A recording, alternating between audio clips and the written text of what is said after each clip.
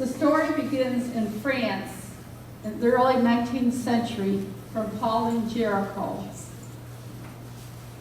Pauline Jericho had her friends in France just pick up a lot of pennies and collect the pennies. And the pennies were going to be needed for what she was hearing from her brother and others who were in the missions and asked her to do something back home. Eventually, she had done so much and did so well that she started the Society for the Propagation of the Faith. And her whole thing was that mission was worldwide, and that's what she wanted to make all these pennies, and money increased later on. The one gentleman next to her is Bishop Forbin Jansen. In 1843, he had a talk with Pauline Jericho and wanted to know what they could do with the children who are so poor and need so much. So she told him to go and to talk with someone in France, because it's those people that would be able to help children around the world. So with that, they started the Missionary Childhood Association, which at that time was called the Holy Childhood Association. And that's probably the name that you remember, because you too had boxes in school and collected money. But today is the Missionary Childhood Association, and a most wonderful promoter of that for us around the diocese right now, because she came home from the missions, is our own Sister Cindy. So I'm very grateful for what she does. Then in 1889, Jean Bigard and her mother decided they should do something for the missionaries who were trying to support the seminarians, and they needed money because there were so many of them. So she started to promote Society for the Propagation, Society of St. Peter the Paul, to support vocations both for religious and for priests in the missions. It was difficult to get it started because they needed so much money. And right now, in this missions, it costs about $700 to support religious or priest through priesthood. Then, in more modern times, in 1916, Father Mana founded the Missionary Union of Priests and Religious to deepen the mission awareness that people were beginning to develop in their own personal lives, along with the priests and the sisters, and lots of lay people becoming involved. There's our very own Pope. He's welcoming everybody here tonight who's had a wonderful, I'm sure, extraordinary mission month of missions in October. And I hope you've read our North Country Catholic, because there have been a lot of wonderful stories in there of our own local missionaries. The Pontifical Mission Societies promote a universal missionary spirit, a spirit of prayer and sacrifice. And the first three societies there are the ones that you get envelopes from us frequently with the little red cross on the left side, and it says, and they come for the St. Peter Apostle. That's during the summer, where we would like to have some money come in so we can help the missions. Then there's also the propagation of the faith, and those come from money which can be generally sent out to the missions for whatever they might need, which was Pauline's idea. Then the last one would be the Society Missionary Childhood Association, and that's what Sister Cindy is promoting here in the diocese, as well as all of you among your own family, children. And if you teach religious ed, that's wonderful. We appreciate what they bring in too. The national office exists in more than 120 countries for the propagation of the faith around the world, including the United States. And our central office for the Pontifical Mission Societies is in New York City. And then each diocese has their own, and our mission office is in Ogdensburg. So, and I know you called there or sent money into us, and we're just very appreciative of all that you do for us. And our Pontifical Mission Society is incorporated, and we do have an annual meeting for the board members, and our bishop is at the chair of our, so we appreciate all the support that he's given us. And that's a picture because it signifies what is happening in the missions among the children and how they're trying to become more close with each other.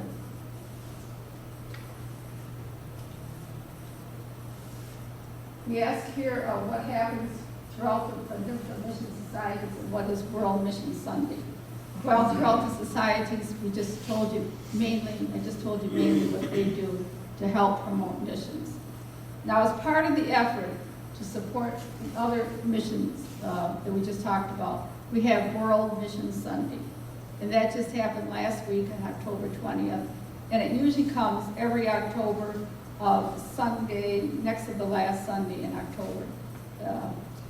This year was on October 20th. Now, offerings from all the Catholic churches throughout the world are part of this. The poorest of the poorest also put something in to the World Mission Sunday collections. And then all of that money is taken and along with all the other money that comes in from different dioceses to the national office. And every year the national directors go to Rome, meet, and look at where all the places are that have made requests for needs that they have in their diocese. Like a lot of them need churches, chapels, food, education for teachers, and especially to help the young children learn more about Christ. Then after they have all met, they have voted which countries they think should have the money. The list is sent to the Holy Father, and he makes the final decision looking at what the requests are. And then the money, all the money that's sent in the general funds is equally distributed somehow throughout each year. So none of the money is held back. It's all going out to the different places that need the money, which is wonderful. You probably recognize a lot of places here, a lot of people who came to our own diocese during the summer, and they visited the western side of the diocese, and they take up what we call the co-op collection. And that means that different places in the diocese, around the diocese, throughout the world, will send requests to Bishop Valley, and they come to our office, or some come directly to us, and they're all begging. Everyone is begging for money. And it's just so hard to read their stories and to know how little you can do, but yet every little you do for people, there's just so very, very grateful. And that money that the missionary cooperation people collect, whatever it is, that will go directly to the institution that has collected the collection in your parish. So that doesn't come to the Pontifical Mission Society. That is strictly something that the Pontifical Mission Society promotes, but is led really by the diocesan congregations, the diocesan propagation of the faith. And that goes to them, so we don't keep any of that. You know, it's very sad because the pile is like this that comes in for requests.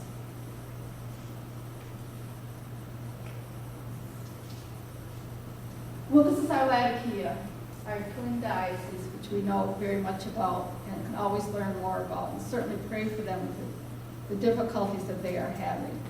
And we had twinned with them, as you know, by Bishop LaValle, and they were supported this summer and last summer by on the eastern side of the diocese.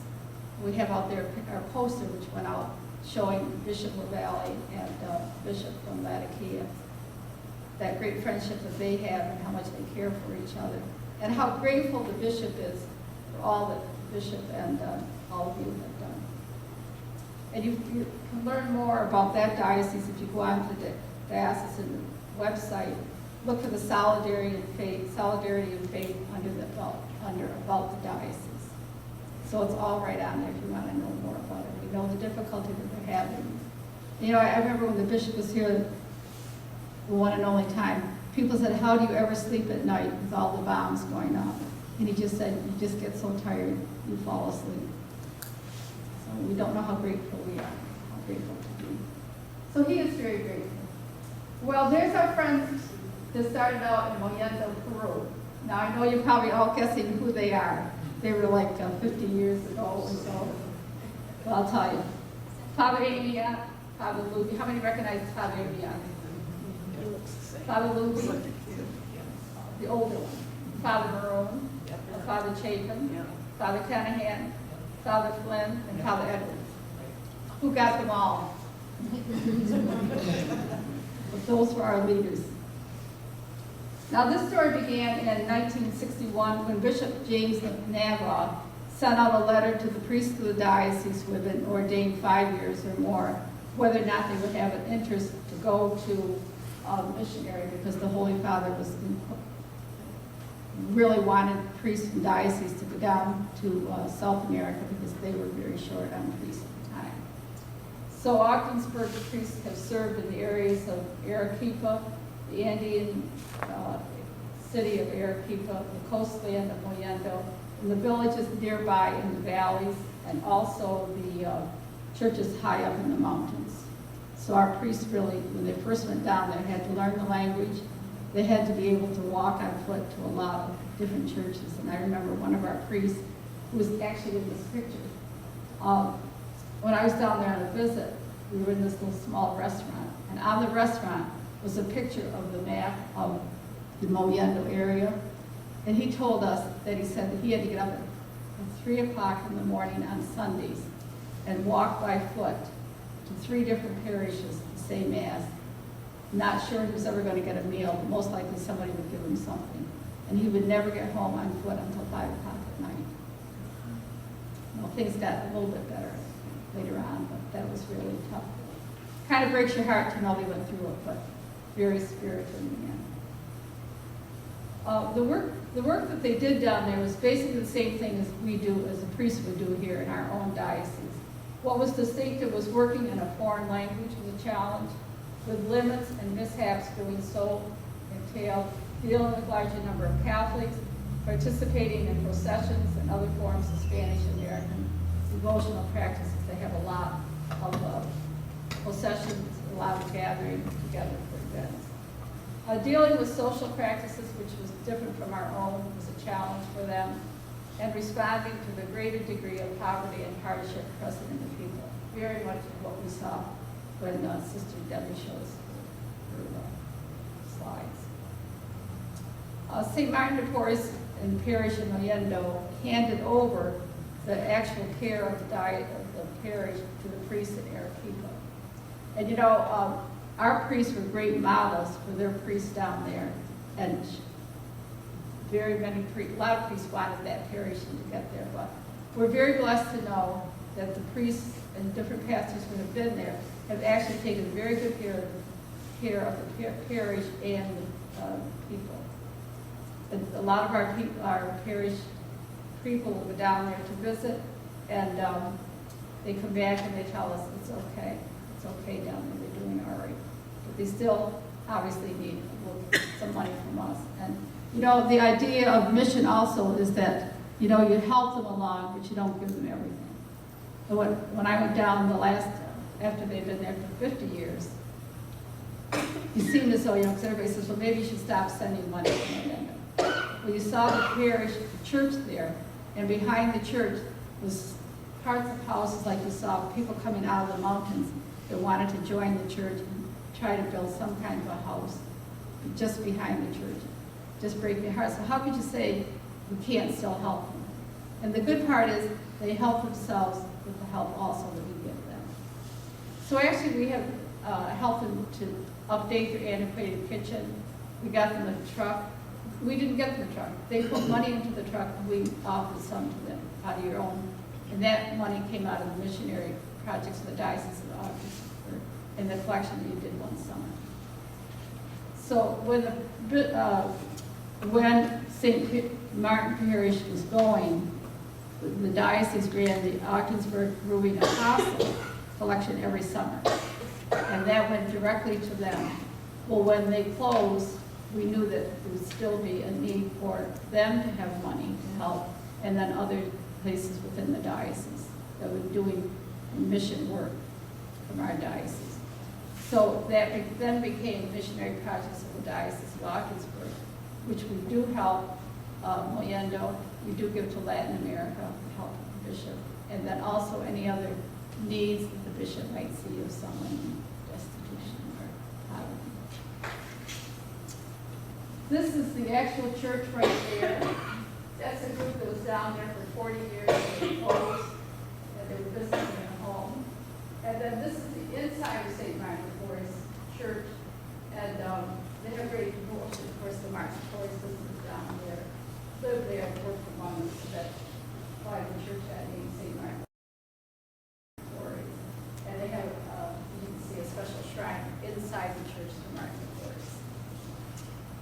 To this day, then, the bond is still great between Ogdensburg Diocese and St. Martin's Parish.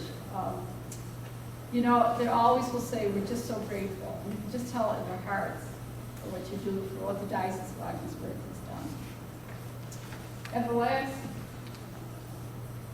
well, when I was down there for the 40th anniversary, we went into this event, this big dance they were having, so to speak, and all the girls came rushing over to me. What I thought, well, I was walking in with Paul Martin, who was a nephew of Father Martin, who was originally down there and founded the parish. And all the girls were looking, of course, at Paul, not at me. So Paul, all of a sudden, the girls go back out dancing with the rest of the boys. And one comes to me and she says, is he a priest? And of course I said no. Because he had been my stay all through the trip until I found that out.